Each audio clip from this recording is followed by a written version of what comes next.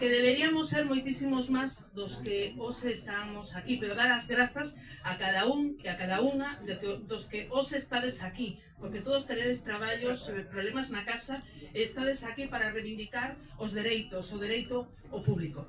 Me vades a permitir que non fale hoxe como alcaldesa, que sí, que teño unha responsabilidade e que, por suposto, sempre estamos, a sabedes, exixindo, en este caso, a Xunta de Galicia, a súa competencia e a súa responsabilidade, non só na saúde pública, senón tamén co tema dos centros de día, das residencias e de moito máis, que tamén vai na mesma línea.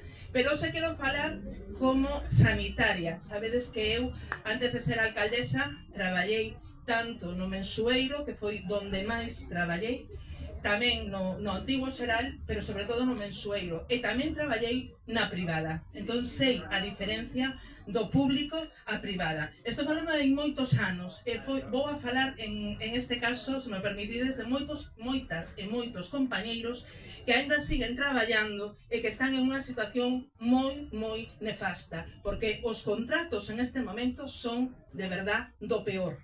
Antiguamente, estou falando hai 20 anos, porque a miña filla ten 20 anos, sí, hai 20 anos que cando comecei na sanidade pública a traballar era totalmente diferente. Os contratos non eran, idóneos, pero sí eran continuos e tiñamos unha continuidade. En este momento, moitas compañeiras e compañeiros que levan anos traballando na sanidade pública están a contratos de días, de horas. Esa é a realidade. Esa é a realidade. E merecemos, en este caso, que todos e todas sepamos o que acaba de decir, en este caso, que non me acordo, Marina Concho, que para mí é unha profesora de toda a vida.